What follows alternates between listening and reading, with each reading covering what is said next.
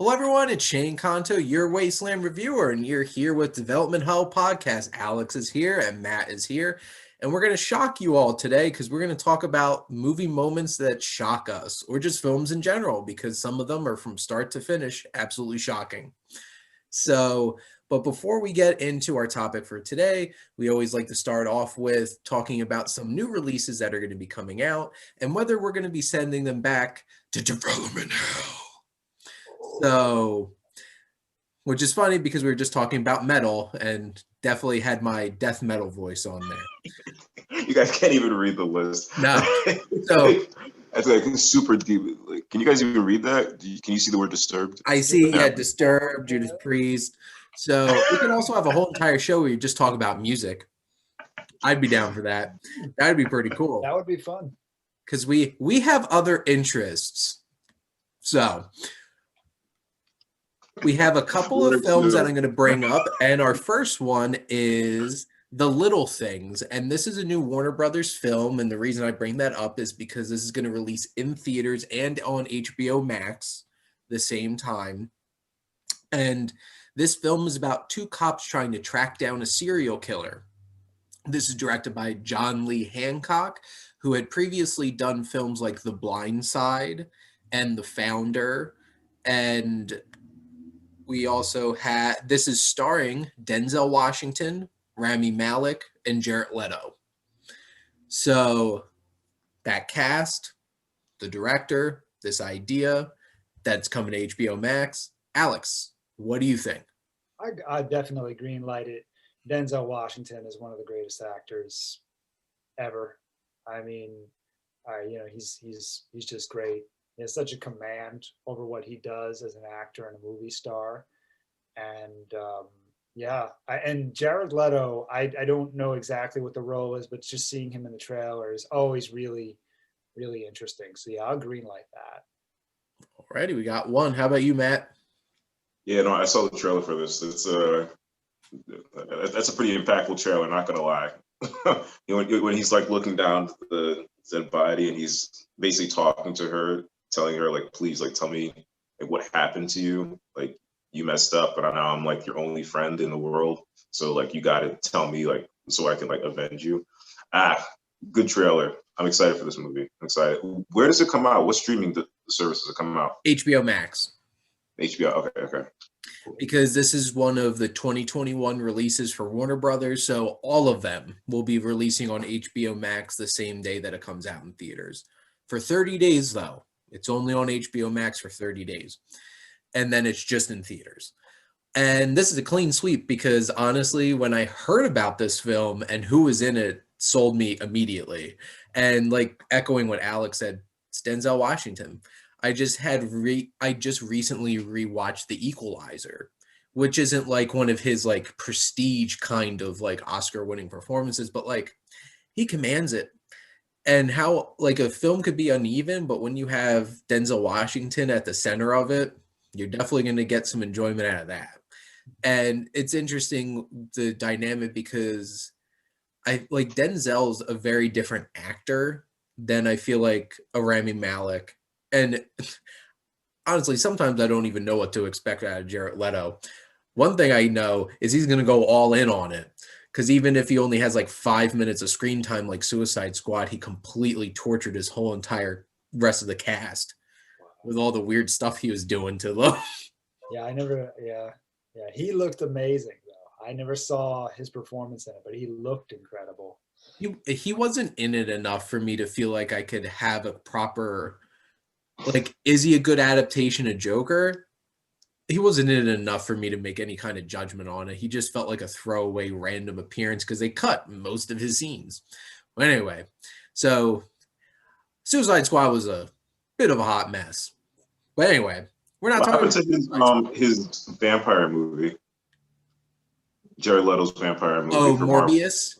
Which, boom, what happened to that? Morbius is coming out in October now. It just got pushed back 7 months. Again, because it already got pushed back from last year. It's a Marvel movie. It's Morbius the Living Vampire, which I know him from the Spider-Man animated series from the 90s. And I'm like, interesting. I thought the trailer was interesting. But our next one, so this one, I'm going to give this away right now. I've been awaiting this film for a long time, and this is A24's Saint Maud. And this is a new horror thriller, and it's from writer-director Rose Glass and follows a pious nurse who becomes dangerously obsessed with saving the soul of her dying patient. And I watched the trailer for this, and like, you kind of have an expectation that most A24 horror movies are going to be like weird and different and next level. But Alex, based off of what I said, does this pique your interest?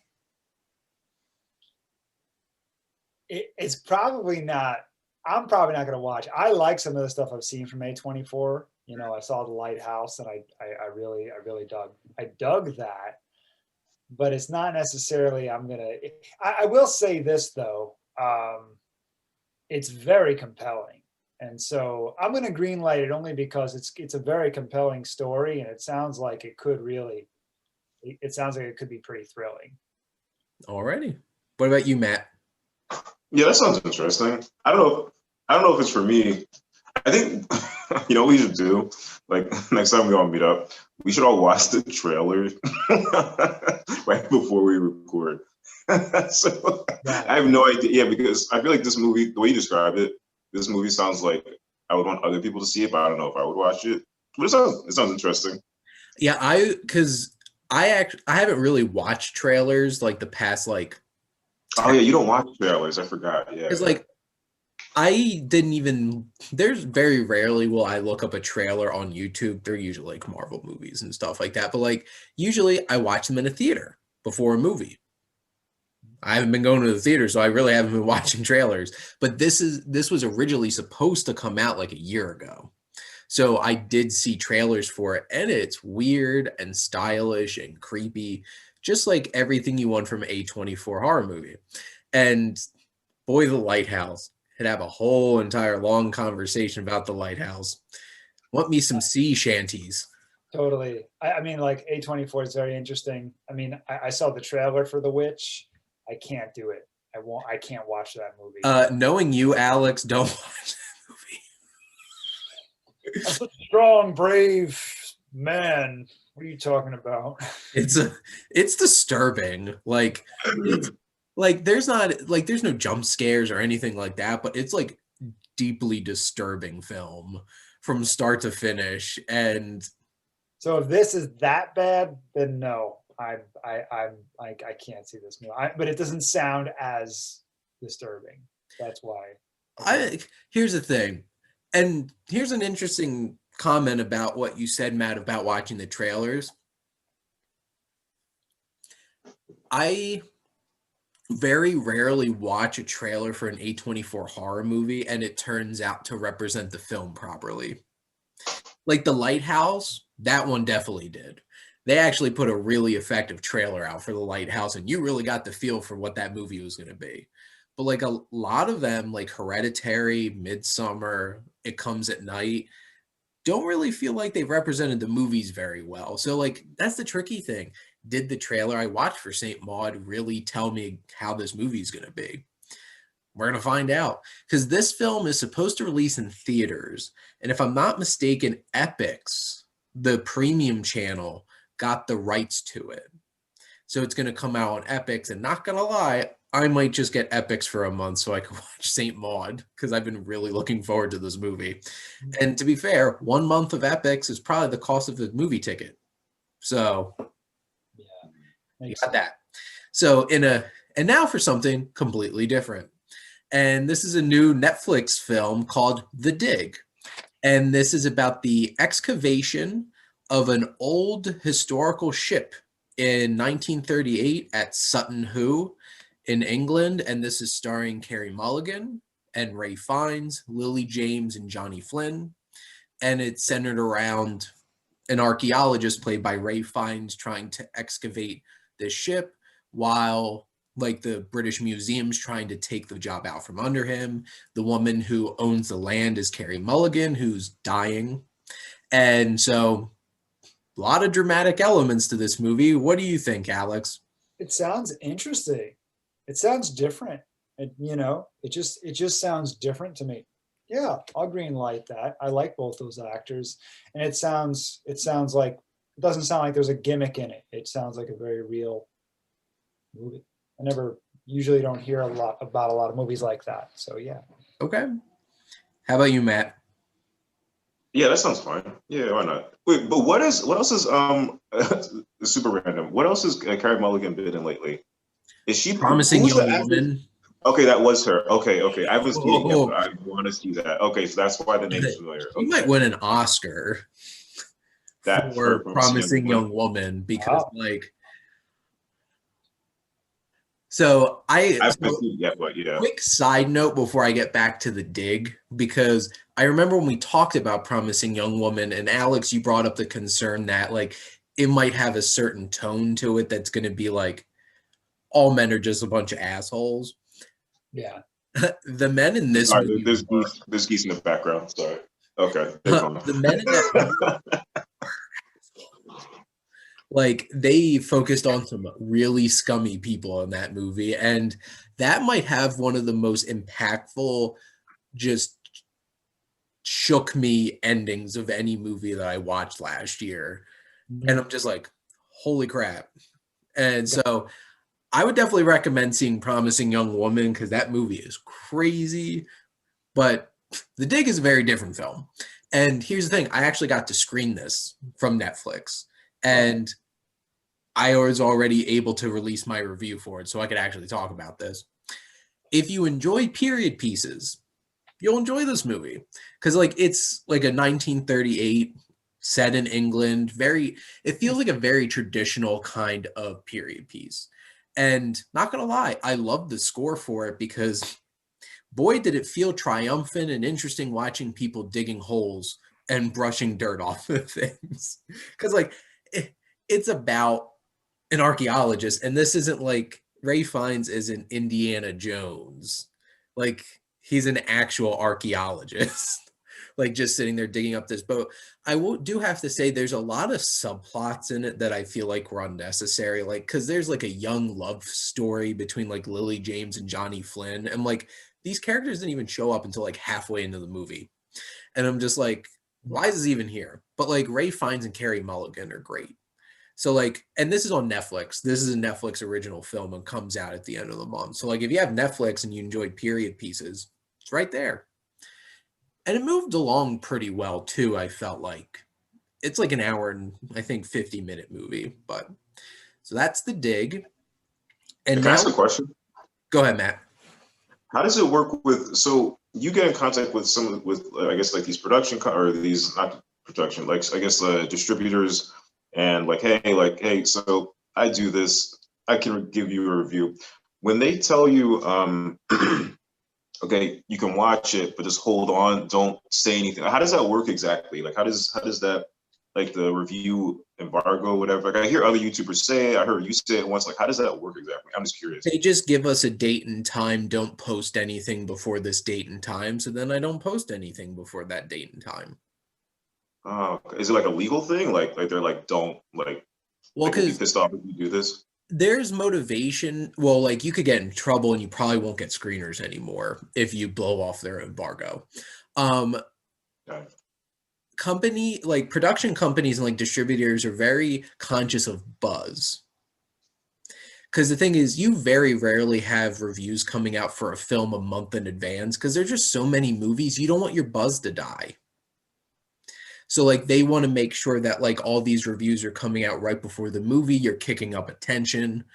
And like I remember it was either Infinity War or Endgame, the embargo dropped like 3.5 weeks beforehand. And what that says is Disney's like, people are gonna go see Endgame anyway. Tell them how great it is. Because like it got really great reviews. Some of them embargo it until the night before or the day of because they don't want you to know that it's not great. And Yeah, so like I got you. there's motivations to it, but like I don't mind it. It makes it easier for me. It gives me a date and time for me to post my YouTube video. So like they just want to make sure that they're keeping the buzz. Cause like The Dig comes out at the end of January.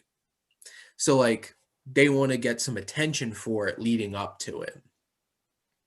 But a lot of embargoes are like most of the time, especially for like indie films, they tell us, please just release the review the week it comes out. So like get that buzz the beginning of the week, end of the week it releases. Right. Because most films come out on a Friday. So that was a good question, Matt. And now all of you have some insight onto all that fun stuff. So It's like when the first time you watch Pulp Fiction, and it's like, oh, so that's how a TV pilot works. I never knew. Kind of like that. Yeah. Well, it's interesting because well, now I'm going off on a tangent, but what? Always Sunny.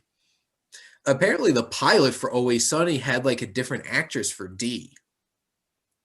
And they like decided like we need somebody different. And so then they did. And it's interesting, some of the pilots for shows is like they might recast somebody. Wow. Because they notice it's like all of this works except for that person.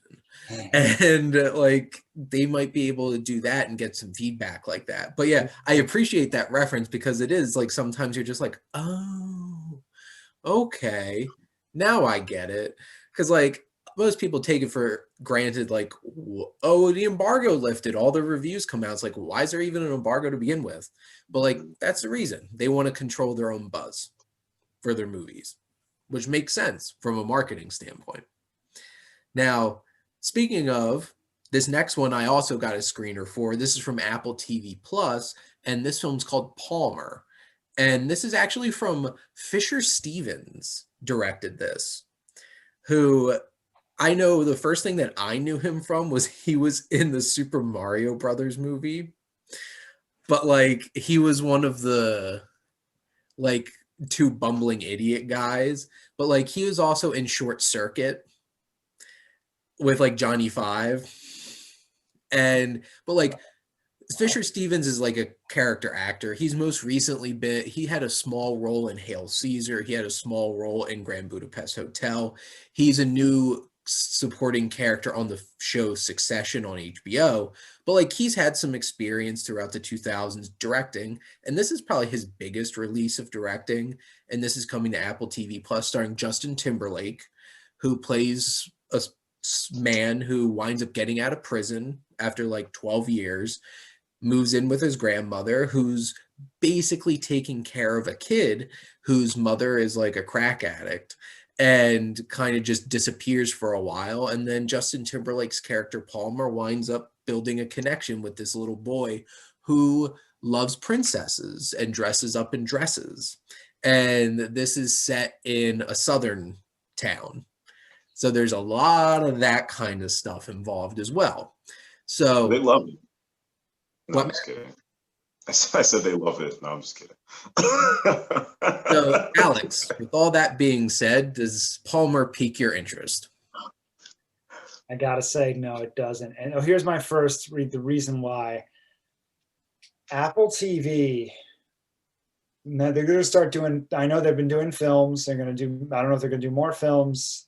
I really felt, based on what I've seen from them, as far like for cinema, I don't have a lot of hope, but I've only seen a little bit. I saw the Bill Murray movie, On the Sofia Coppola, flat. The movie was just flat for me. I thought it was just the most flat, pretentious, uninspired sort of movie, and it had so much potential.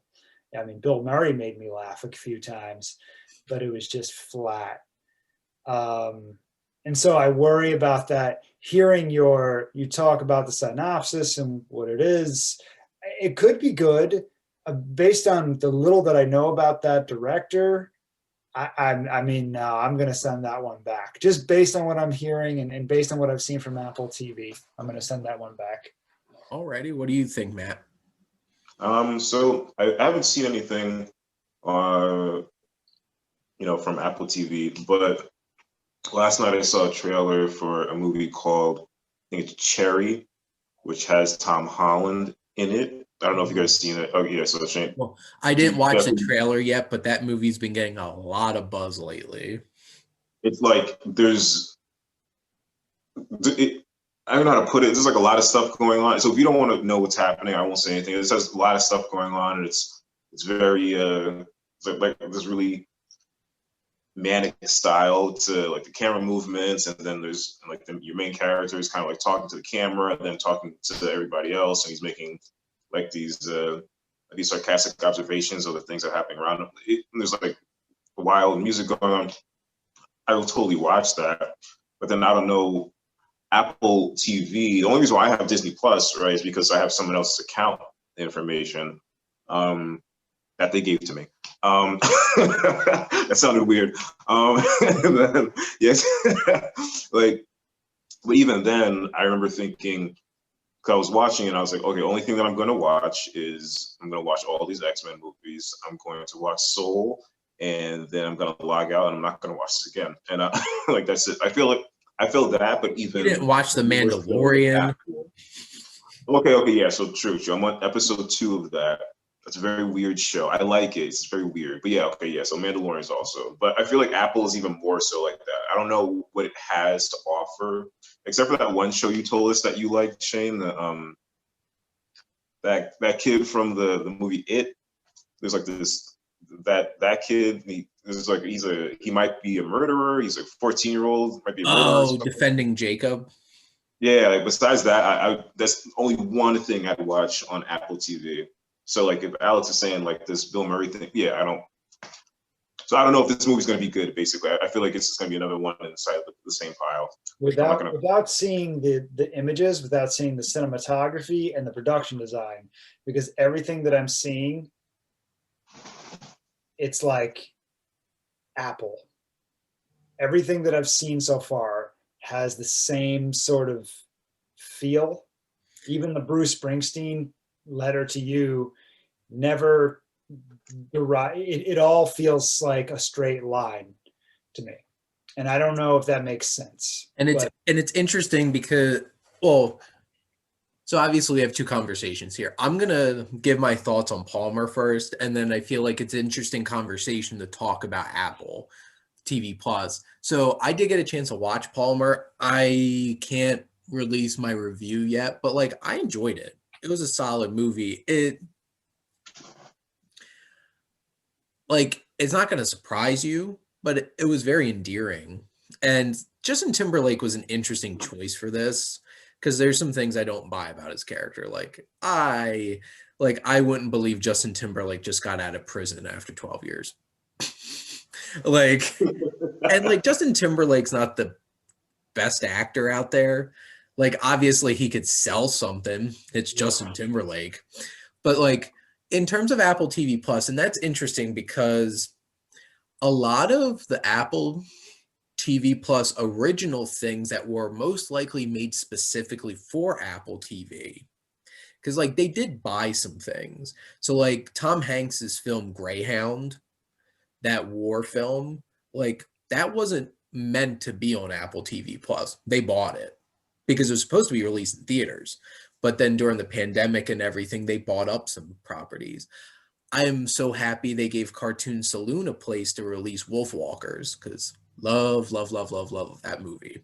But like, it's interesting that you bring that up, Alex, because like, I feel like some of the shows do look like they were probably shot to look like they were on like a Apple product. And like, I wanted to love On the Rocks. I love Rashida Jones and I love Bill Murray. I didn't love the film. I still enjoyed it. But like they don't have the track record of like fantastic content yet. Right. They started, and even their launch was really mediocre. Like I enjoy the morning show. C was like cool to watch. Like it wasn't extremely interesting. But like they've had some pretty great content in terms of smaller stuff. Like I love that show Ted Lasso with Jason Sudeikis. If you do get your hands on Apple TV Plus, 100% watch Ted Lasso because that was fantastic. But like and like Servant, that M. Night Shyamalan show, Oh yeah. he didn't write it, which might be for the best, but he directs it. And it's really interesting. Like, he's a great director.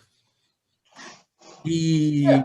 questionable with some of his writing in some Sure. of his movies. And like it's an interesting thing because there's so many streaming services out there.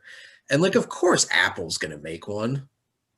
Because Apple literally does everything. So, and they want to be able to pair it with the Apple TV. Because like you have a streaming device. So you might as well have a streaming service on it. So it's interesting. Like I enjoyed Palmer. If I going in, it wasn't something like, oh my God, I'm so excited for this movie. I probably would have passed on it if it weren't for like I'm trying to see a lot of different things. But it was a fine little film. Oh, That's why I'm not greenlighting it. yeah. I'm sorry, Shane. But like, I don't think, like, to be honest, I probably wouldn't have greenlit it before seeing it. So, and I'm trying to bring up. Okay, so I got one You know more. what the worst feeling is, where it's like you're like midway through anything, like especially a TV show, but also a movie, and it's like, oh crap, this feels like homework. That's like one of the worst feelings ever. Like the worst, because you have to like finish it, or at least you told yourself you're gonna finish it. It's like, damn it. This is my life. I have to review this. Exactly. Like I was watching, after I finished watching all three of those Matt Reeves Apes movies, I wanted to rewatch the first one. And I was like, damn, the other two are so much better. This is so boring. Well, to be fair, He has green eyes. I don't care. to It was be just so fair, Matt Reeves didn't direct the first one. Okay, true. Okay. So like, well, Rise of the Planet of the Apes, I feel like I think it's a fun and like I enjoyed that movie. Dawn of the Planet of the Apes and War for the Planet of the Apes are like on a whole different level. They're working on a different level. I'm just like, my God, these movies. So our last film is called Supernova, and this is a drama romance starring Colin Firth and Stanley Tucci. And Sam and Tusker are traveling across England in their old RV to visit friends, family, and places from their past. Since Tusker was diagnosed with dementia 2 years ago, their time together is most important thing they have. So this is a romance film between two aging gay men played by Colin Firth and Stanley Tucci trying to enjoy one last, I guess, RV vacation together. What do you think, Alex? Well, I think see, this is tough because it's not going to appeal to me as, you know, a 34-year-old heterosexual guy necessarily. Mhm. Right. But that doesn't necessarily mean, I mean, I've known people with them. A couple of us have known people with dementia. So it could be a really sweet film. So there's a lot of, you know, Colin Firth is very talented. So I'm going to green light it because if I sit and I watch it, I might actually appreciate it. And yeah. Alrighty. What about you, Matt? Yeah, why not? I know that movie, The Father, came out with Anthony Hopkins, and that's like him battling dementia. And I haven't seen that movie, but I want to. It and then should be coming out within the next month. On which one, Prime or what? Theaters. Got you. And then last year, I would say I don't have the other four on top of my head, but I would say like it would The Boys in the Band, the movie on Netflix. That would definitely hit my top 5 best movies of last year because that was fantastic. I saw the trailer for that, and I was just like, you should watch it for the monologues. Like the story is kind of like there ain't much there in terms of the story, but damn, when these people like get pissed off, or they'll just like share, or they'll like just rip each other a new one because they're like, imagine a group of people that are friends, but really they end up having conversations that like some friend circles never have, which is, yeah, I only kind of sort of like you, or I only like you because I just hang out with that guy mostly, but I kind of sort of hate you actually. Like that's what the whole night is about. Like no one likes Jim was a good Parsons' movie. character in that movie. Yeah, He's such exactly. a jerk. But a side note, Andrew Rannells steals the show in Boys in the Band. Oh my Mhm. God. He's really underappreciated. He was actually he was the main actor in Book of Mormon, like the original run of that. Oh man. And he's really talented. And I feel like he doesn't get a whole lot of credit. But that's a side note. Um, I forgot to mention too, this is from Bleecker Street. And not gonna lie, I usually give a green light to basically anything Bleecker Street puts out because I feel like in general, they're all well-made, classy kind of films. Like, you know that there's some at least talent and a level of craft that go into their films. And like Colin Firth is a really talented actor. I think Stanley Tucci's a really underappreciated actor because like he's in so many things, in so many different characters, doing so many different things. And I look forward to seeing the two of them together. And like I my grandmother had dementia and like I can relate with that. And I look forward to watching it. So I think it'll be a quality film. It's in such an interesting time right now because I feel like there's a lot of films coming out that would normally have been released in a November or December, but because they pushed the deadline back for the Oscars until like February, we're still getting some films that they're trying to squeeze in for Oscar contention at the end of January and into February. But so those are some of the films that are coming out soon. And now we're going to be transitioning into our topic, movies or movie scenes that shock us. And I figured we could just kind of take turns and go around talking about some of the ones that pop out. I don't know how both of you feel about this, but I'm going to throw a general potential spoiler warning here because like if you're going to talk about things that are going to shock you, there probably are going to be some twists and unexpected things that happen in movies that are going to shock you. So if you don't want things to be spoiled for you, this is probably not the episode to watch. So, but just disclaimer, spoilers, however you want to like visually represent that. So Alex, what are some of those shocking moments in film or films that really stick out? Look at his face. I'm gonna Alex say is to shocked drink that right I back, picked guys. him first, even though I pick him first every single time we do anything on here. Me. Me. Cheswick. Me. Oh, Actually, that's not on my list, but I was actually going to talk about One Flew Over the Cuckoo's Nest. by the way, real quick, Shane, you would love it. I have to. We'll have to play cards with that. I have One Flew Over the Cuckoo's Nest playing cards. Do you roll it up in your sleeve? I should. But that's funny. That's not on there. That could totally be on there. But I have a runner-up. I did a top three and a runner-up, so I'll do a runner-up and then my sort of three. Okay. If that's okay. The runner-up was actually from The Prestige which is a great movie, arguably. The whole movie. The whole movie. Just a whole bunch of. It's great, but so it's inadvertent. It's inadvertent shock in a way because when you learn that Christian Bale has had a twin the whole time, he's had a twin. They've all been playing the same guy, or two different guys or the same guy. I thought that when I first saw it, I thought that he had gotten to Tesla before Hugh Jackman did. I thought that that's what it was. And I thought that was actually even more shocking and cooler than, what it actually was that he had a legit twin. Well, and you know what's so interesting about that is because how shocked Hugh Jackman was to find that out. Yeah. And because it worked on like it shocked the audience, but it shocked one of the main characters so much because he was so convinced he knew what Christian Bale was doing. And I remember that moment in the film where he's just like, but which one of you's on the stage? Like which one of you is there at the end of the trick, and he's like, we switch. Mhm. And that was so shocking to him because Hugh Jackman is so self-absorbed in himself in that film that he couldn't comprehend the fact that two people would be okay sharing the spotlight like that.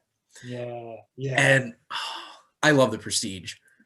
Sorry, just that's good. it works on such a great level there. That's a good point. That scene where he falls through and he breaks his leg, and Christian Bale standing right above him. It's like, oh fuck, yeah. So that was my runner up, actually, because I had to put a different one at number one.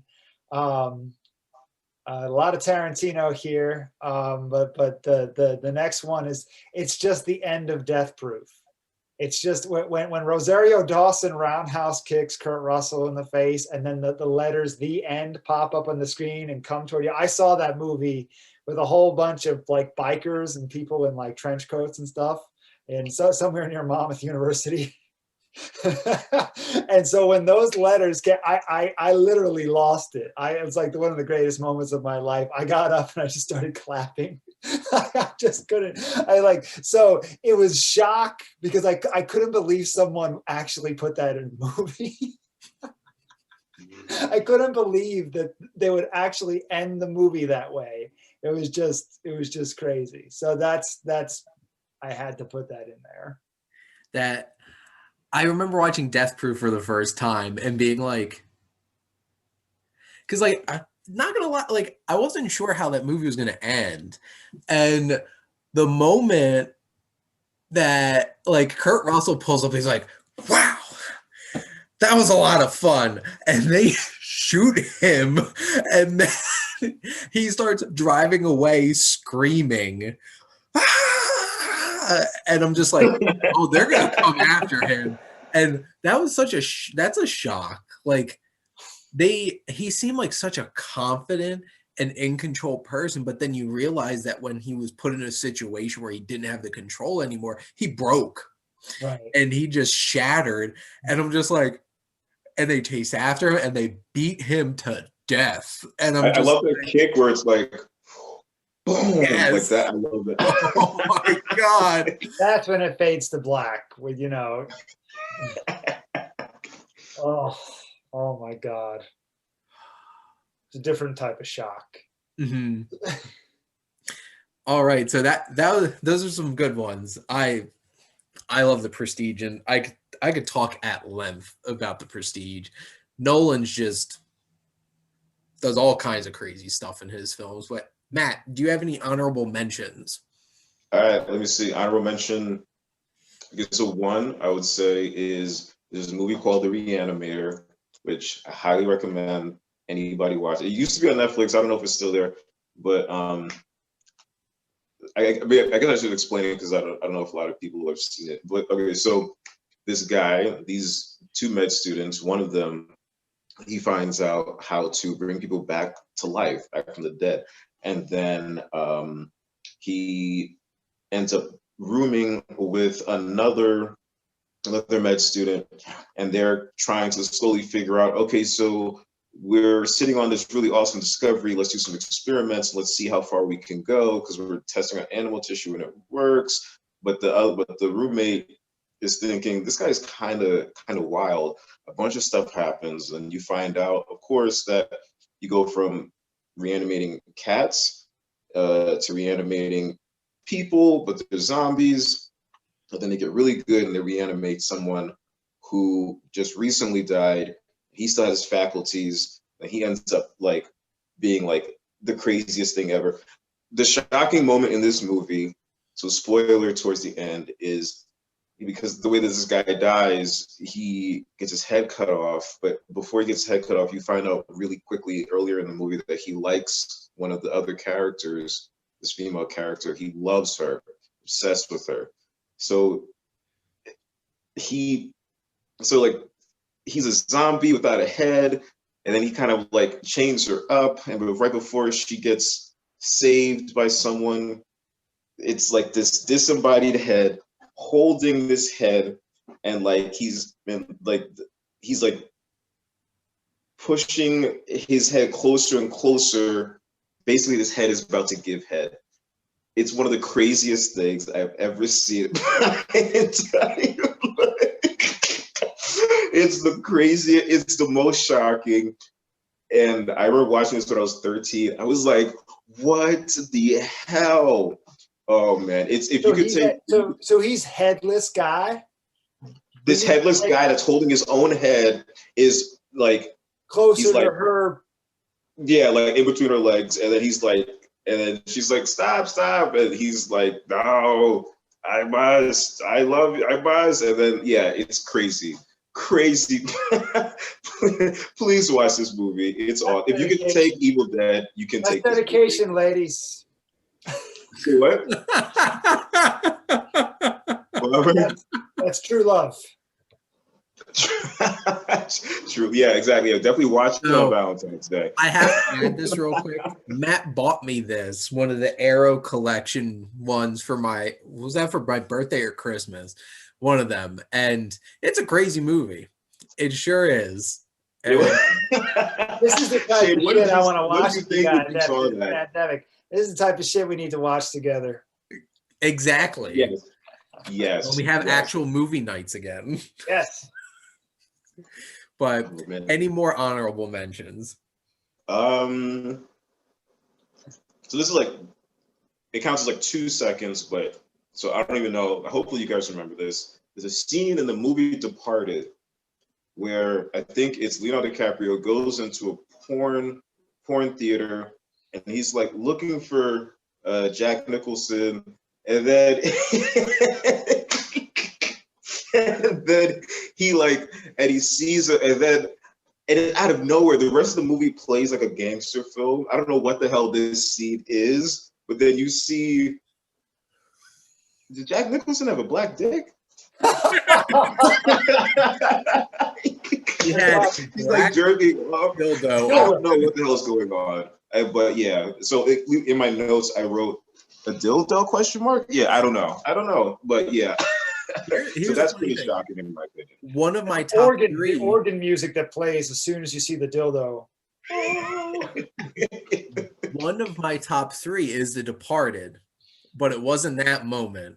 But we'll get back to that. But you guys remember what I'm talking about, right? I'm not making that up. Oh, you remember what I'm talking about, right? Oh, I was just laughing there, covering my face because I thought of something funny that you're not crazy. Talking about. No, it's in the movie. They didn't cut that out. Scorsese doesn't like to cut things, apparently. Well, no, that's why The Irishman's 3.5 hours. Yeah. Should have cut that. Oh, well, that's a different conversation, but he probably should have cut that one. Matt, what's your number three? Or do you have more honorable mentions? Okay, so this was less funny and just more shocking, but when I first saw Saving Private Ryan, there's three crazy scenes in that movie where it's like I'm watching this movie, obviously the opening, because it's like, whoa, picking up her own arm, that's wild. And then what was that scene? When the one guy, I think it's Giovanni Ribisi, gets like shot, and then like, and they're trying to like inject him with morphine, and because you don't know exactly what's going on, because the scene plays out like it's like people are fighting, and then someone off screen says like, "Hey medic, come over here," and then like you see the medic like find them. He's just like bleeding from his abdomen, and he's like, "Am I gonna make it? Am I gonna make it?" It's like the craziest thing, and of course at the very end. So that's two scenes, and at the very end, a scene where I forget the guy's name, the actor's name, but like when he's like basically slowly getting stabbed. Do you guys remember what I'm talking about? And he's like, and the guy's like kind of like pushing the knife down, and they're both like looking at each other in the eyes. And he's like, "Don't do it, don't do it." That like, I had to pause the movie. And the one soldier sitting there like paralyzed, watching, because he can't help. Yeah, like, he's frozen. Oh my god! Yeah, like when you watch like Platoon, at least maybe or just like other random movies, like that's a war movie. Like bad stuff happens, explosions happen. But I feel like those three scenes of Saving Private Ryan, it was like shocking. And like, it goes beyond just bloody. It's like it's like so realistic and Like there's not a lot of music going on sometimes. It's just damn, yeah. Well, and I think what's so interesting about Saving Private Ryan is because, like, Platoon is about Vietnam. Vietnam is a very complex war. And there's been so many gray moral films made about Vietnam. So many World War II movies are so like, rah, fighting the Nazis kind of thing. And what I really appreciate about Saving Private Ryan is like, it's so personal because their mission isn't to like blow up this bridge to stop the Nazis or something like this. It's like you're trying to find this guy, and they treat the film with so much.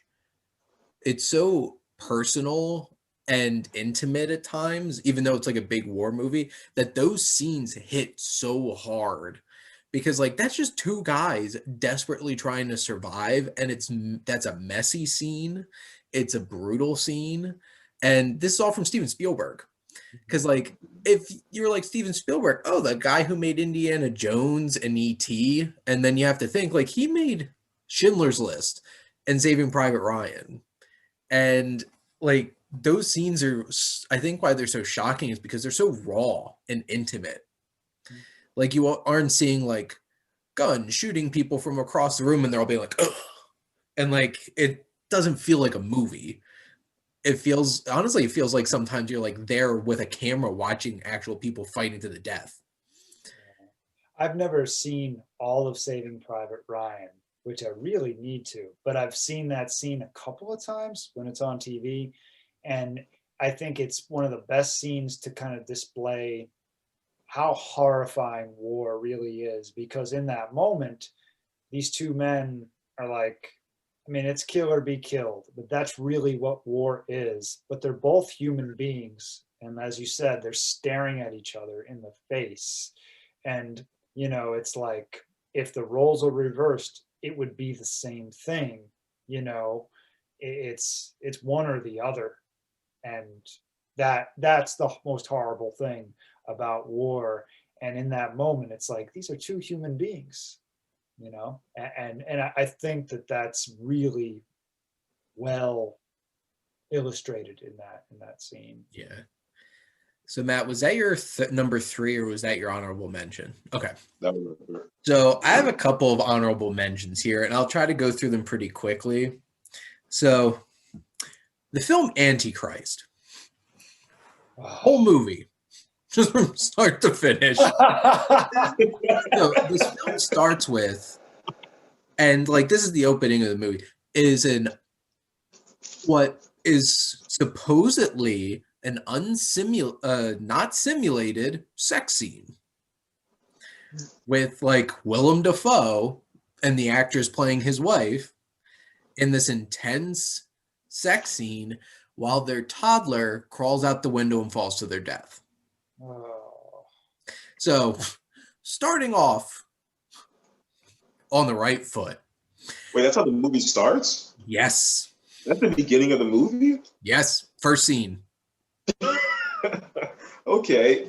And then the story is like they're trying to like pull their marriage together, and they go off like whoever thought, and like I think he's a psychiatrist or something, is like he thought like going off into an isolated cabin in the woods would be the best way to deal with this. And the psychologist, right, Shane? Yeah.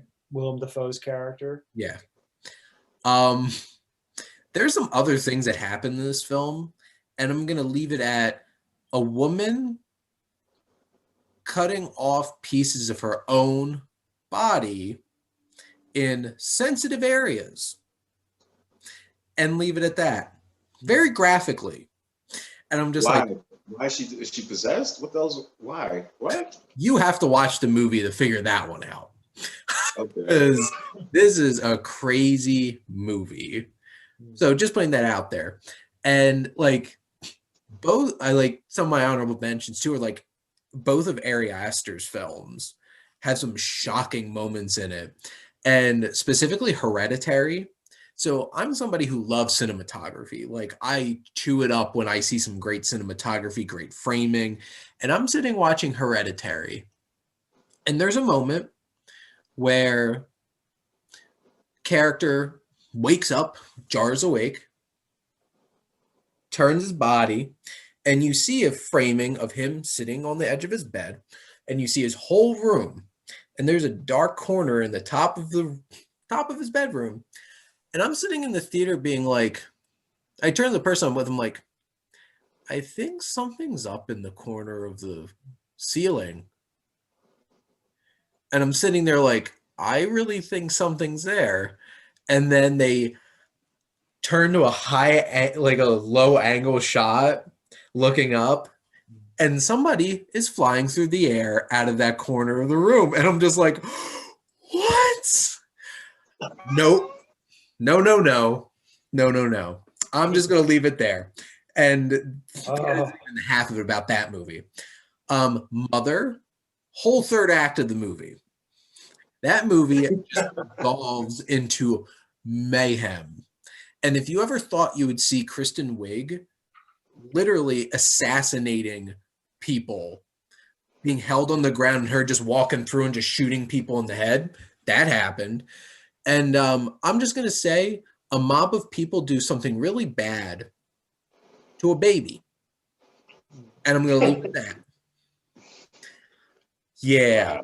That I completely forgot about that movie, and damn, yeah, that movie is wow. I remember watching the movie and thinking, like, because online, at a certain point online, people were like flipping out.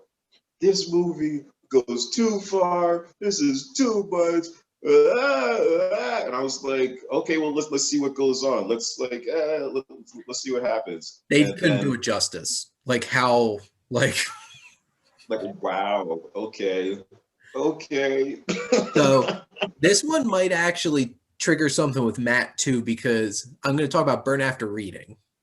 So my first ever, like, I was in film club for 4 years in college along with Matt. And like our first, when we were freshmen, the first ever movie they showed at film club was Burn After Reading. We could talk about some of the other movies we watched. May. I don't think we want to talk about that. 7 people showed up for that film club. 4 people left. It was just Matt, Ramsey, and myself left because that movie was so weird. But Burn After Reading. So I love the Coen brothers. And this was my first Coen brothers film that I watched.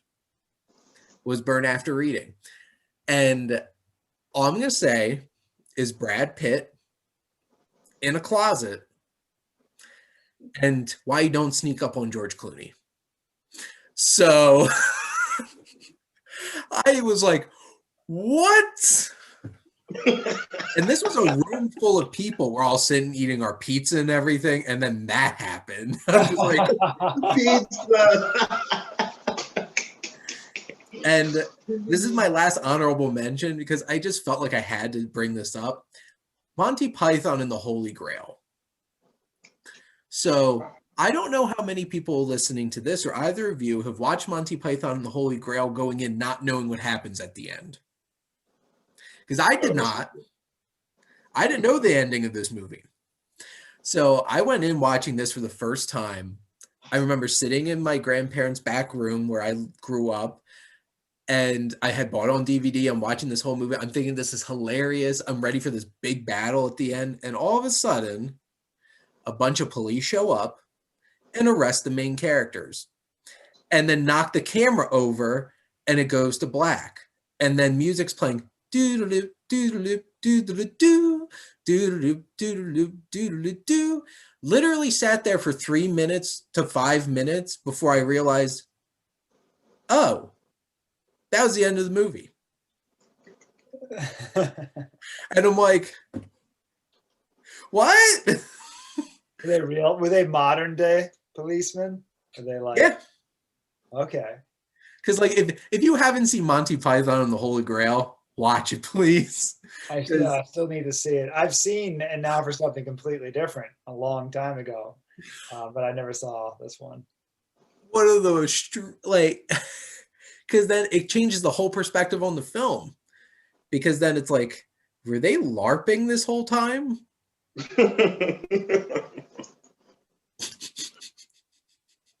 So that was great. So now in my actual top 3, I picked these 3 because I remember so distinctly what I was doing watching this for these three movies for the first time. So my number 3 is The Thing. And there's actually 2 specific moments in this film that really, really, really got me. The chest bursting one. Well, so like not chest bursting, chest eating one, where this man's dead. We have to revive him. You put it down, and all of a sudden, his chest opens up into a giant mouth and bites this man's hands off. And I'm like, what? And I'm like, and then that's the point where like the guy's head rips off and walks away, turning into this weird like head spider thing. The special effects are next level in The Thing. The other one is one of the most impressively created suspenseful scenes in film, and it's a blood test. So Kurt Russell's character figures out it's like the thing, whatever it is, on a cellular level is afraid of being hurt and will protect itself. So if you try to burn the blood of each of these people, you'll figure out which one's the thing. And which is very interesting because the original score for this scene is called Bestiality. And it was cut from the film. And then Quentin Tarantino used it in The Hateful Eight, the dun dun dun dun dun dun dun dun dun dun dun, which is great score. But this scene's completely silent. And you're just moving along. And all of a sudden, McCready hits one of them and it goes like, and it like jumps out of his hand, and then the one guy whose blood it was starts like convulsing and everything. I'm just like, got me so bad. And I'm just like, because like jump scares can be really, really cheap. It's a cheap way to get a scare in a film, and when they're done poorly, you can telegraph them a mile away. You didn't telegraph this one. This just came out of nowhere, and it was so expertly done and shocked me. This didn't shock me, but I always have to bring this up when I bring up The Thing. One of my favorite one-liners in the history of cinema, when the giant monster at the end is just like, "Rah!" And he's just like, well, F you too, and just chucks a bomb at it. I'm just like, yes. Every time. Gets me every time. I love Kurt Russell. But that's my number 3. So, Alex, what's your number 2? Yeah, real quick, such a great film. And the atmosphere is such a good film. Probably John Carpenter's best film from start to finish. You know, it may not necessarily be my favorite, but it is his best film. And God, I love that combination, those two. My number 2. Okay, so my number 2, I had to pick, because I tried to pick stuff like that I was actually in the theater for, although number 1, unfortunately, I wasn't in the theater for. But my number 2 I was, and that's just the end of Kill Bill Volume 1. When I first saw that movie the very first time, and that whole movie is just like, you know, one big rocket launcher of revenge, and, you know, all the different things that you see and all the different things shots that are in the movie. But at the end, when you don't see Bill's face and he's standing above Sophie after her arm's been cut off, and the music is great, and he goes, you know, does she know that her child is still alive? You know, talking about the bride. Because the first time through, I'm not even thinking like they show the scene where she lifts up her, shows that her stomach, she's not pregnant anymore. And from that scene on, I'm not even thinking anymore about that the baby is gone. We know it's gone, and we know that, okay, wow, they killed her, they killed the baby. This is so messed up. But then when he reveals that the child is still alive, and the credits rolled up, directed by Quentin Tarantino, another was like, oh shit. I was the only one in the theater clapping. So I feel like a giant nerd, walking out of the theater. But that moment in the theater, there weren't a whole lot of moments like that where I was like, oh, I can't wait for Kill Bill Volume 2. So that's my number 2. That, and what's so interesting about that, because like a lot of mine were like shocking because like something crazy happened. A reveal like that can be so poignant. And what's so interesting is this kind of just popped in my head, but like you said, the first film, volume 1, is very much like a action oriented, just revenge flick. And then you get introduced with that little nugget that makes this film so much more complex. Right. And then it kind of opens the door to volume 2 being a lot more personal and a lot more gray. Because like, what is she gonna do when she shows up there? And that's why it's like I was really surprised about what happens at the end of the second one, because I wasn't expecting that. Right. What winds up happening, but it's very compelling. Yeah, that definitely. Well, it's because I did expect the child to be there. I didn't expect it to unfold the way it did in this very kind of subtle way. But yeah, no, that's really well said, because the second one is so much more personal. And now I actually prefer the second one. Wasn't always that way to the first one, but I just remember walking out like just mind blown, you know. And interestingly enough, I remember people walked out the first time I saw volume 1. There were like 4 or 5 people who walked out who did not like the film. And I remember going to school and saying, yeah, people were like, I don't really care for Kill Bill, you know. And I was like, what? Like, I was just, you know, and I accept that. I know there are people who don't dig it, but the first time I saw it, I was just, that reveal at the end just made me, I was high for months and months until I saw the second one. Awesome.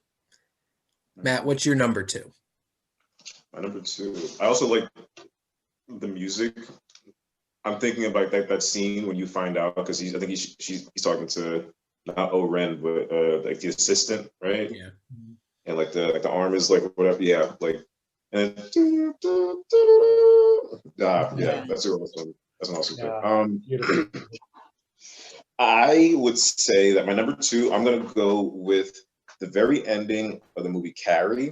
So just like you guys, I remember when I first saw the movie Carrie, like I was like, okay, like I really want to see like all like this Stephen King guy's stuff.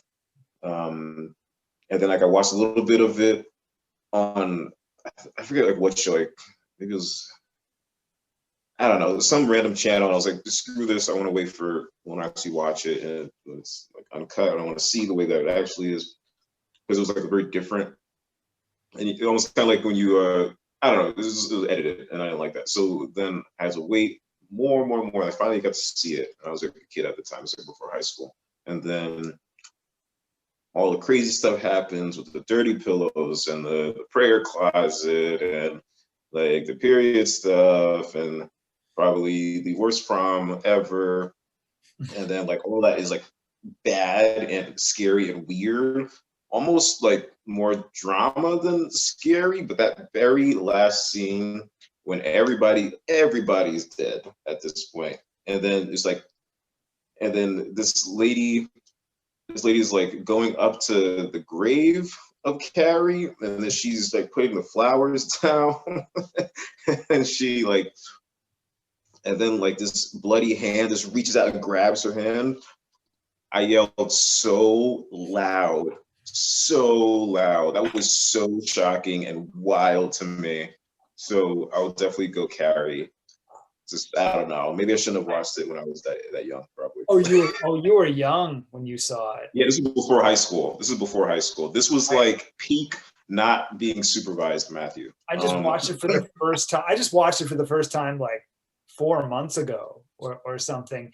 And it's funny because I saw a doc. There's a really good doc on Netflix about Brian De Palma's films. Oh, cool. You know, because I mentioned it before, he's been very hit or miss throughout a lot of his career.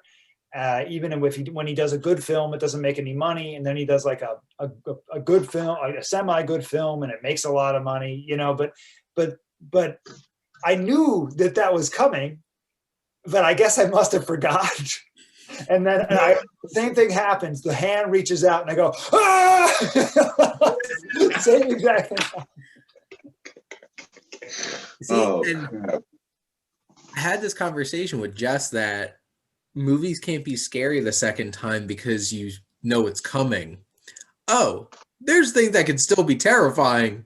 Yeah. And you know it's coming. The way it's shot, you know, exactly what I said. Well, yeah, the way it's shot and the way that it leads you on, you know, someone dropping off flowers, we all know how that's supposed to end, right? They drop off the flowers and then the credits roll. Yeah, your dead loved one reaches up out of the ground, grabs your hand. That's how it happens, right? Not normally. My experiences must be weird then. But yeah, that's a great choice. So my number 2 is very different from that specifically. And this is probably because how much I had invested in this moment. So both of you know, I love Marvel movies. Like, I love them so much. And I've seen every single one of them in theaters, the MCU films, except for the first 2 Iron Man films. They were the only ones that I didn't see in a theater. So, like, since Thor, I've seen 20 films in theaters, and Infinity War happened. And that was such a big thing.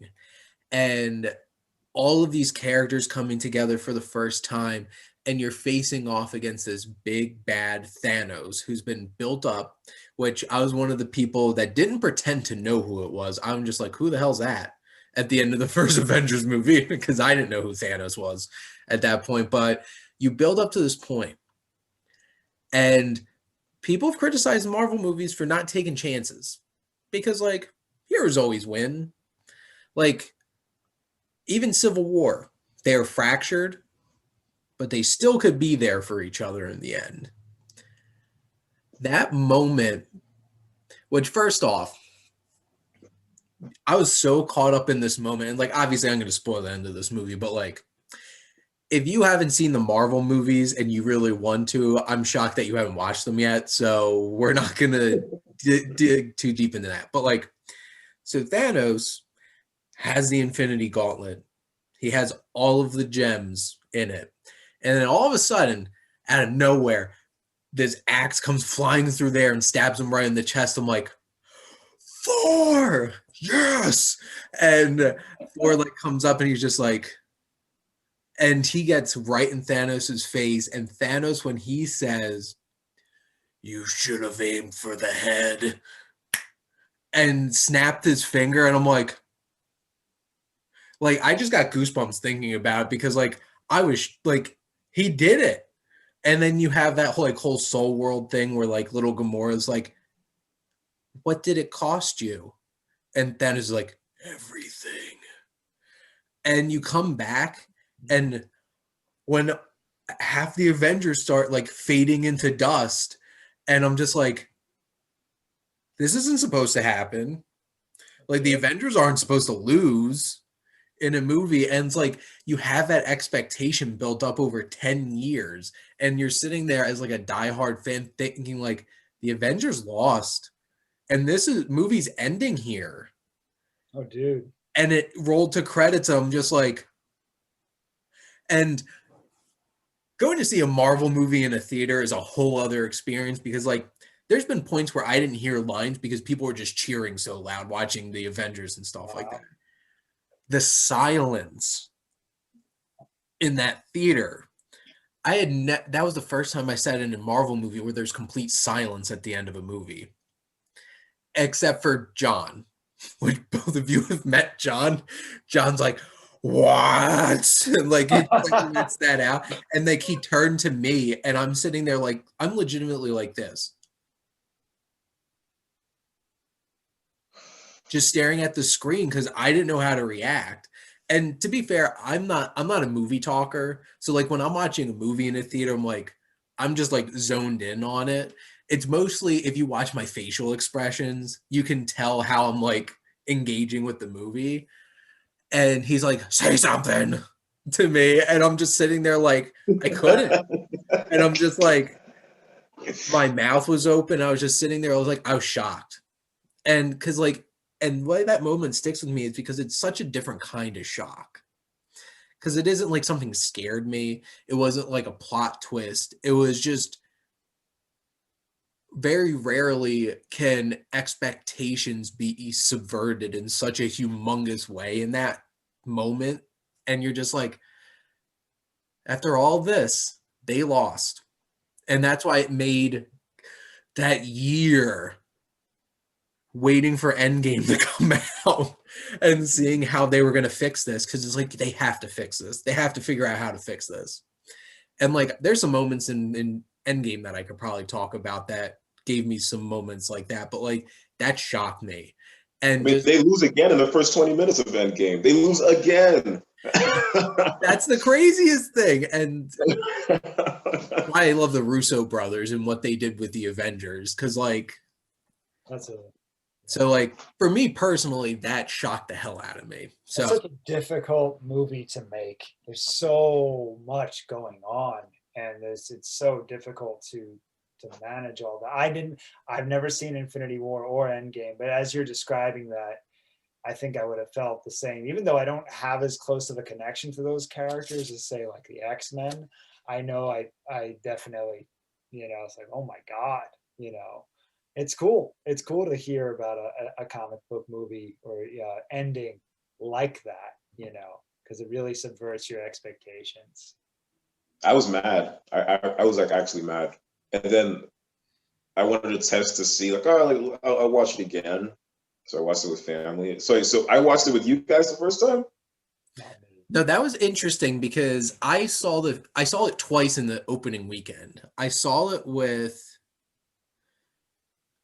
it for the first time with my brother, my sister-in-law, her sister, John. It was like the five of us in like a completely packed theater. There was like no seats open. And then I watched it the next day. I think I watched it with Arlene, actually, my roommate at the time. Like, you both know who Arlene is, but like, it's crazy, but I know like, obviously John was pissed. Yeah, I watched it the second time and was like, yeah, I'm still mad. Like, it actually made me like, the first time I watched it, I was like, wait, I don't like this movie. Like, I don't even own the DVD because of that ending. Like, it pissed me off too much. It's like, I can't do this to myself again. Yeah, but no, I'm not gonna pay for it again. I want to see a movie with you guys and John. I don't remember John that well. I think I slightly remember him, but I love seeing movies with people like that. They're the types of people who like elbow you during the trailers, like, I want to see this movie. It's like, yeah, stupid movie. We're not going to see that. Like I love seeing movies with people like that. It's like, shut the fuck up, man. Some of my favorite, and this would be a fun one too, is some of your favorite moments of watching a movie in a theater. Because some of my favorite moments in a movie are with John, because he made some great moments for me personally watching movies. But now we're at our number one. So, Alex, what's your number one? I didn't get a chance to see this one in theaters. I would love to someday, and I'm sure they'll release it in some way, shape, or form. But this movie is about these types of moments, 3 of these moments in particular. And so I have to go with, I shot Marvin in the face. I mean, I shot Marvin in the face. The gun goes off. The blood splatters, against the back windshield. What'd you do that for? I don't know. The gun went off. He must have gone over a bump or something. Everything that ensues for the rest of that movie because of that moment, when he sticks the gun in his face for whatever reason, is just, every time I watch it, it's weird. This was going to be a runner-up, but I decided I have to put this at number 1 because even I've seen it so many times, and even though I kind of know it's coming, because of the dialogue and just because of like the laissez-faire like attitude that they kind of have about leaving. Oh what man, is I shot left. Marvin in the face. And then and then he shoots him in the face, and you go, "What just happened?"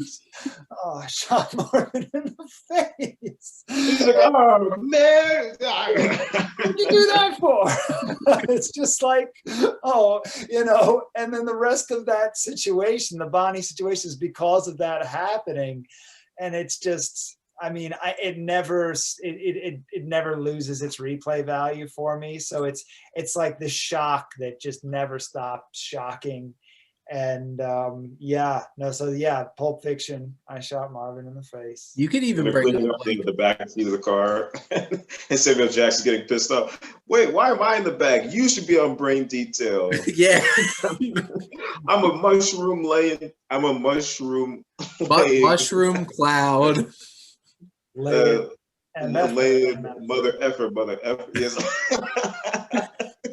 Honestly, there's a couple moments like like when he kills Vincent, when Butch shoots Vincent in the bathroom. It's just like, that's our main character, right? like, and that's Pulp Fiction. Pulp Fiction. I mean, it's like, you think that, I'm like, someone might say, "Oh, I'm tired of talking about." I don't get tired of talking about this movie because tonally, it just, Kevin Smith said it best. Tonally, it just shifts on a dime so well.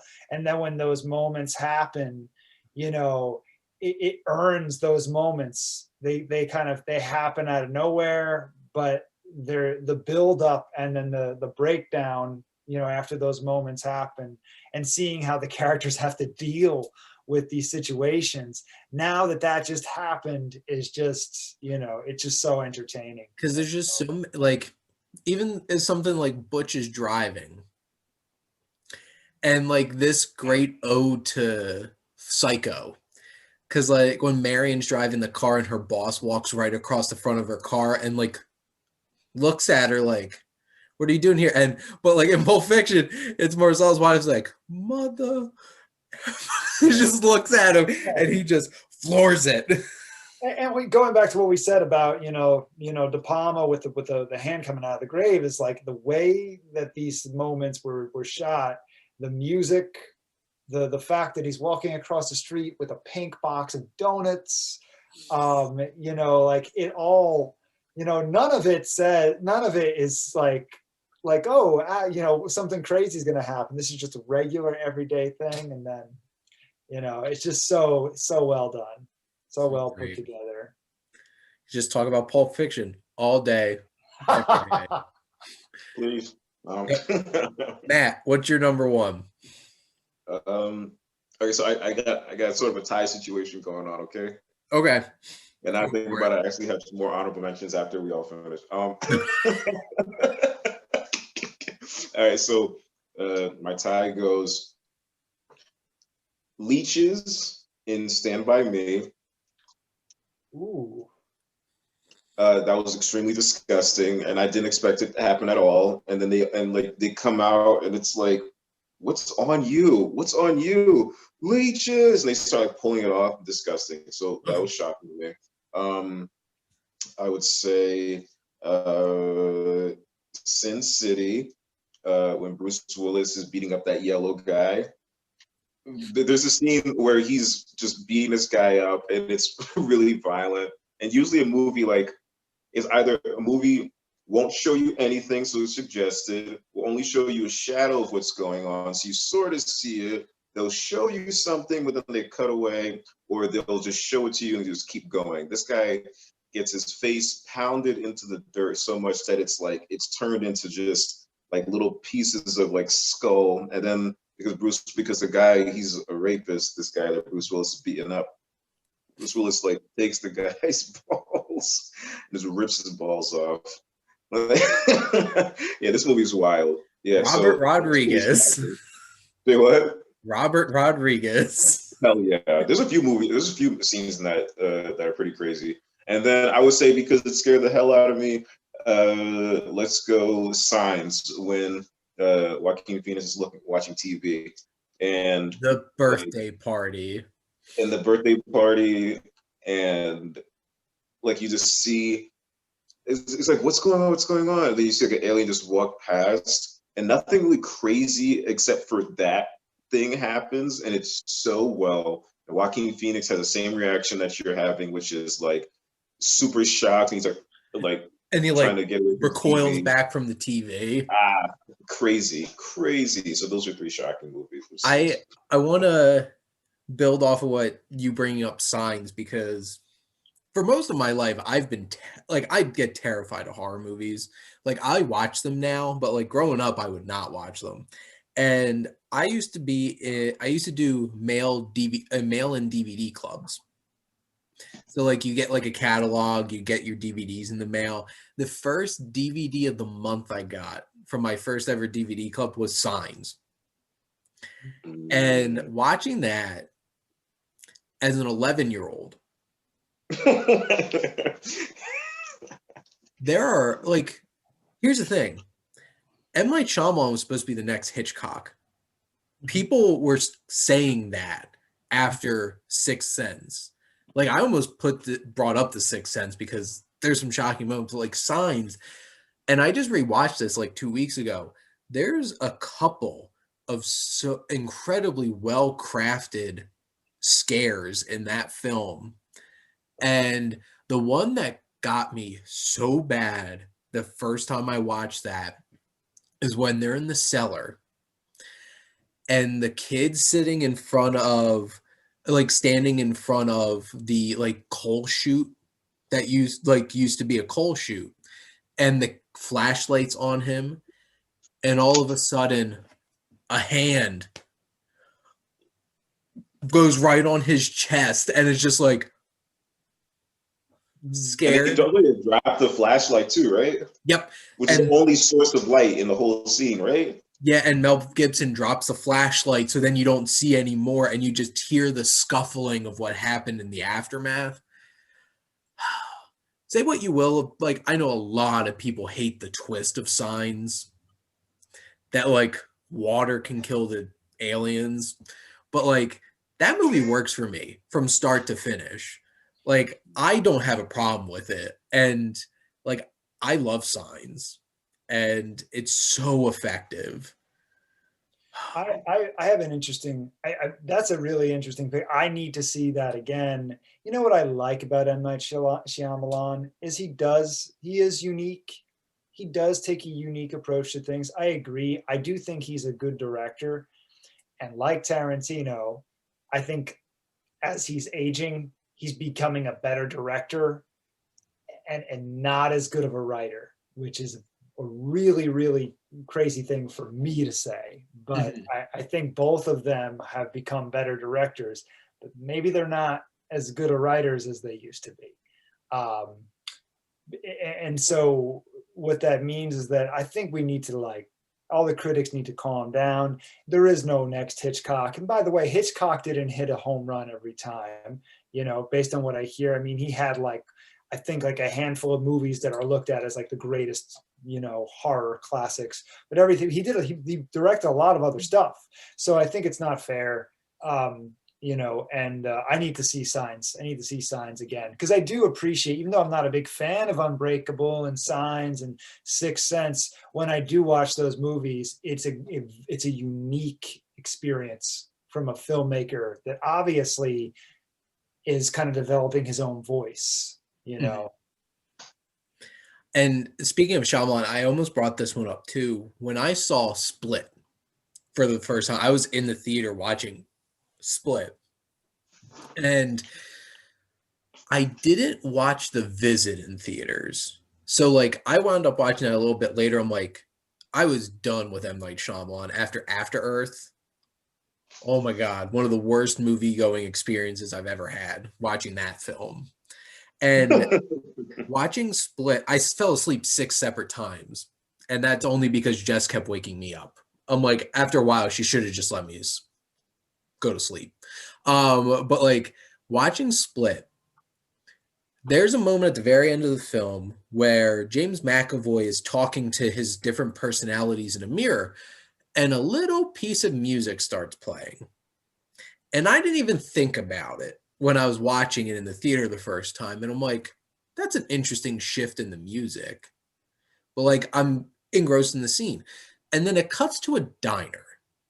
And they're talking about the Horde on the TV, which is like, that's his like supervillain name that they give him, is the Horde, because he has like all these personalities. And the camera keeps panning down the counter at the diner, and Bruce Willis is sitting there at the end, and I'm just like, and in that moment, I realized this is an Unbreakable sequel. And the three people I was with had never seen Unbreakable. Right. So they were sitting like, what's this? And I'm sitting there like, huh? Yeah. And I'm like, I'm freaking out inside. And I'm like, oh my God. And then Glass happened. And that was one of the most unsatisfying shots I've had watching a movie with, is how that movie played out. But now I kind of need to see that, because I really need to see Glass. I never saw Glass. You know?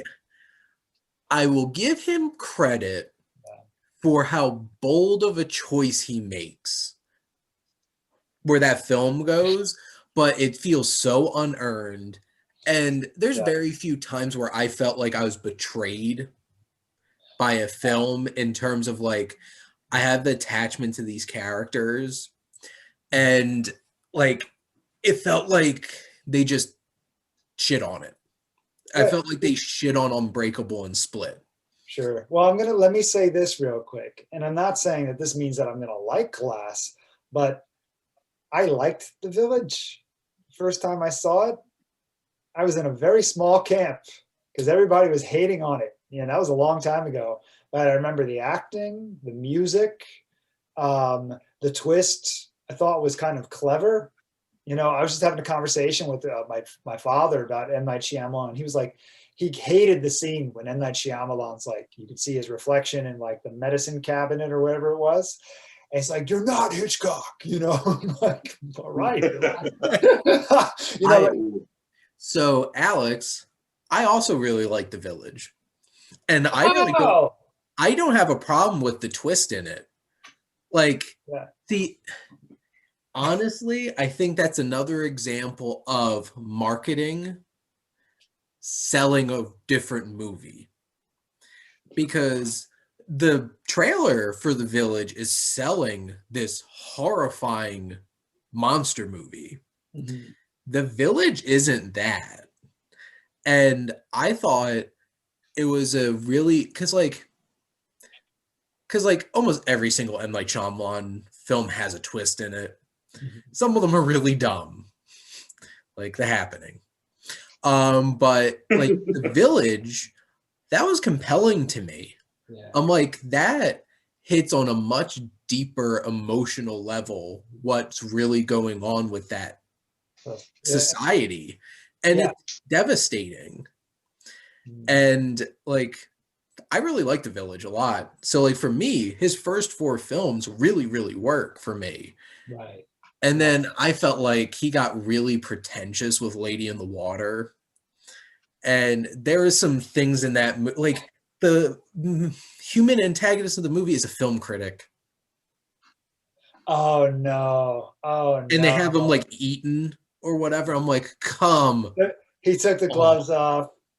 Yeah, and I'm just like, ugh. Yeah. And then, what eats him? That wolf, right? The wolf, right? Yeah. Like the wolf made of sticks. Yeah. And it was Bob Balaban, right? Is the critic, and he's just like a wolf made of sticks or like tree bark. Yeah, it's like weird. Sticks. Gotcha. Yeah, but I also thought I heard the same thing that Alex thinks he heard too, but I decided to just keep going with it because I assumed that I didn't hear that correctly. But so I have my number 1 is also very different from. So I need to set the stage here. So this wasn't a film I saw in the theater, and like, this was actually my first Scorsese film. It was my freshman year of college, watching The Departed. Because like, I hadn't watched Goodfellas. Actually, that's a lie. I watched Raging Bull in high school in cinema class and hated it. So I rewatched it now. Like 16-year-old Shane was not ready for nonstop F words flying from like honestly, that's how I felt. I felt like it was just an excuse for like Robert De Niro and Joe Pesci to just scream the F word at each other the whole time.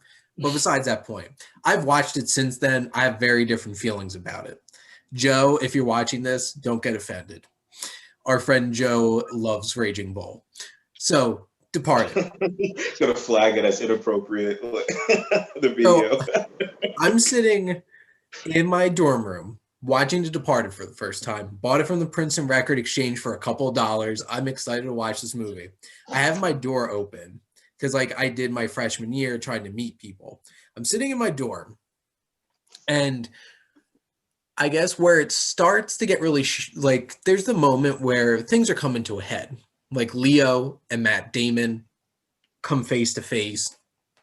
Leo's going to bring Matt Damon in. He's going to pay for what all this crap he's been doing. That elevator opens.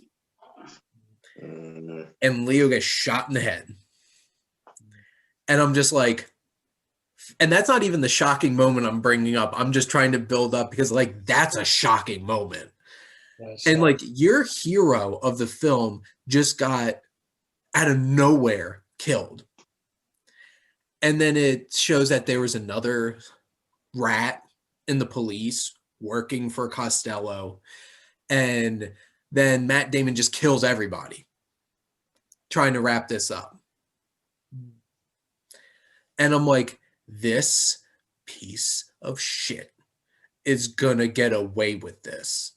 And I was so ready to hate this movie because I was so angry at it. And like, I'm boiling inside watching this movie. This is how much this movie hit me. I'm sitting there, I'm like,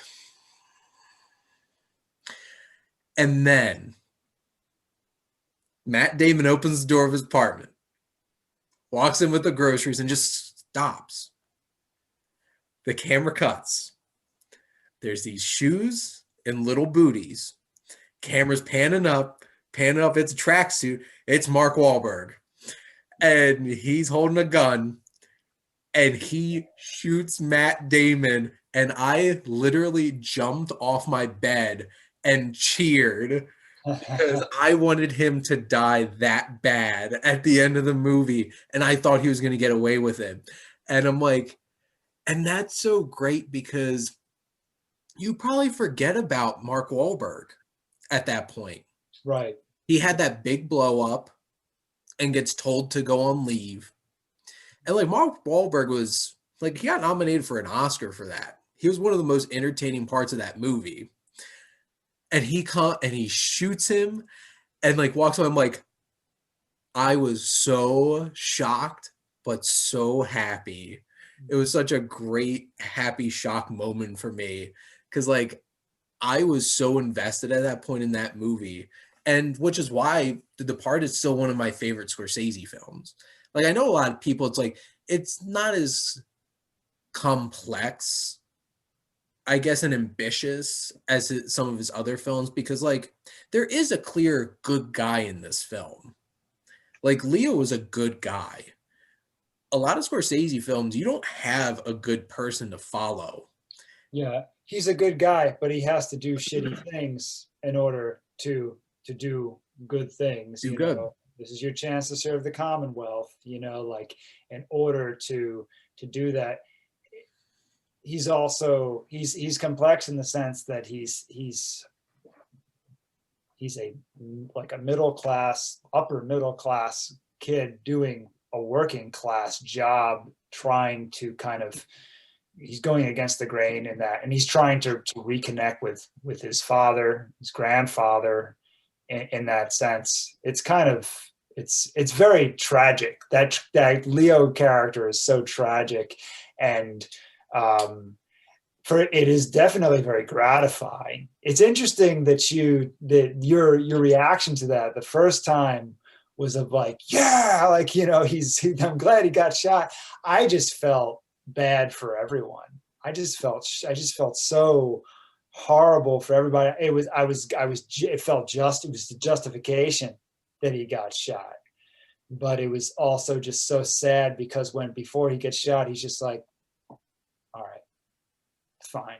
Like it's so tragic. I want to cry just thinking about it because they were all so trapped. Well, and it's interesting because this was 18, 19-year-old Shane watching this. And at that point, like, I didn't have the breadth of film experiences that I have now. And like, I even think that just how I reacted to Raging Bull for the first time, I was not ready for something like that. Same here. Yeah. And I was. watching so much Scorsese now, what's my favorite Scorsese film? Taxi Driver. Yeah. Taxi Driver's like, that is You're not supposed to like Travis Bickle. Let me tell you something. Look, I mean, Taxi Driver and Raging Bull are tough sandwiches to bite into. It's not one of my favorite Scorsese films until I actually will sit down and let myself watch it. And then I'm like, oh yeah, that's why this is so good. But it is a tall order for any viewer to be like, I'm going to watch this. And so is Raging Bull. I mean, Raging Bull is just like ripping your heart out, blood and guts. The scene when he, goes and he beats up Joe Pesci, or even the scene when, with the steak and just like, give me the steak, that's enough. And he flips the table over and you see the way the kids react. That's the stuff. Scorsese always does that. He always gets the kids watching the parents, and that just messes me up every time. Like it's tough. Well, and it's interesting because I guess I've had a very interesting dynamic with Scorsese's films, because I remember watching Goodfellas and Casino for the first time and liking Casino more. Yeah, same here. And like, even watching Goodfellas now, I don't really like Ray Liotta's character, and I don't really feel for Ray Liotta's character. Yeah. But like, it's an amazing film and along for the ride. But when I watched Casino for the first time, like, I felt a connection to De Niro's character. And it's interesting because like some of Scorsese's best films are about protagonists that are not somebody you want to root for. Yeah. Right. And they're so complex and there's so much gray there. And they're challenging. The film challenges you to like them. Yeah. And like The Departed's easier it's easier film to watch and enjoy. It's very fast paced, there's a lot of comic beats and it's very entertaining. Well, because the thing is, it's like, you like Matt Damon. Like, he's a charismatic guy in that. And like, for a while there, I was rooting for him in Vera Farmiga. And then you have that twist where like you have that shift and I'm like, you know what? She should be with Leo. When you start to really realize that, like, the more you find out about Frank Costello, is just like, he's just a wild card. He's just doing his thing. Has the FBI wrapped around his thumb, like Donnie Wahlberg's character. Right. Doesn't really say anything, but like, he's there. Like, and it's like that first experience watching The Departed for the first time was just so much of like, I wanted the good guys to win in this. And now watching that more and more and more, it's just like, it still muddies the water a bit because it's hard to figure out exactly who you want to root for, but it is still easier than most of Scorsese's films. Yeah. But the sympathy for Leo is a lot more singular, a lot less complex than a Travis Bickle or certainly a Jake LaMotta. Because there are times where you just want to get the hell away from both those characters. So the sympathy for Leo, which makes a lot of sense because Leo's a very likable guy, king of the world. Everybody wanted to love Leo DiCaprio, and the characters that Scorsese and DiCaprio did up until that point, Gangs of New York, and this, he was definitely more of a straight line in terms of we weren't rooting for this person, even though they're doing these violent things because they have to do. Yeah, they were definitely more of a straight line. It was more of a straight line until I think, obviously Wolf of Wall Street, which is That the betrayal of Leo. well, and I think and that's the thing too, because like now we're really getting into talking about like Leonardo DiCaprio. Early on in his career, he was like, he's the charming good guy. And even in like Catch Me If You Can, Yeah. like you just love him. You want to serve him dinner. You want to bring him into your home and just like help him out. and like Tom Hanks is like a crotchety, like middle-aged FBI guy. He should have gotten a freaking Oscar for that movie. So great. Well, we got like 4 other Oscars, so it's okay. But like, and that's a good point. Like Leo finally got that chance to play somebody like that in a Scorsese film, because like he plays Howard Hughes, and he's a complex person, but like you feel bad for him because all the things that he's internally going through, like he can't handle a lot of just ordinary life, and it's really challenging for him. But like Jordan Belfort. Yeah.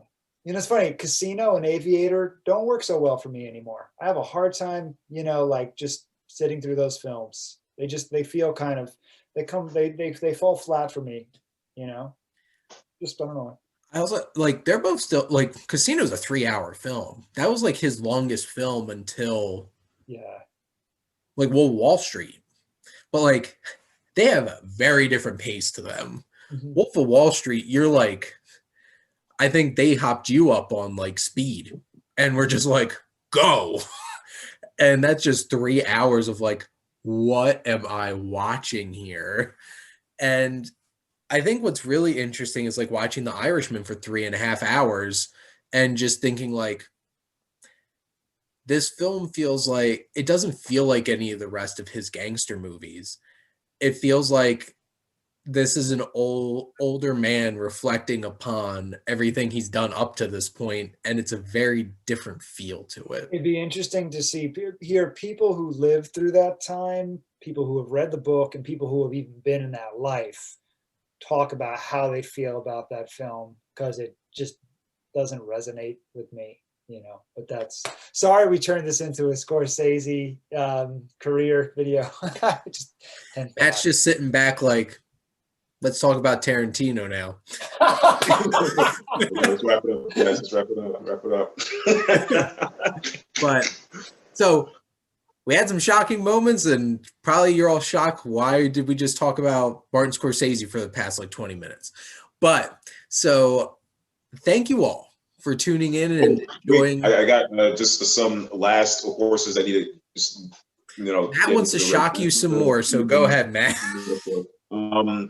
The Fly with Jeff Goldblum, the birth scene. Oh, you find out that baby maggot. They died. That it's a what you call a dream sequence. Hopefully, she ends up getting an abortion, but somebody delivering instead of a baby a maggot. That's disgusting. Let's see. When you watch the movie The Birds, and you see, because when you think of like a movie, like, oh, this is like a super old movie. This is like it's gonna be black or white. Oh no, it's color. Okay, but it's still gonna be like not that bloody. Oh wait, so it is bloody. Oh wait, there's explosions. Oh wait, there's a guy with his eyes pecked out. That.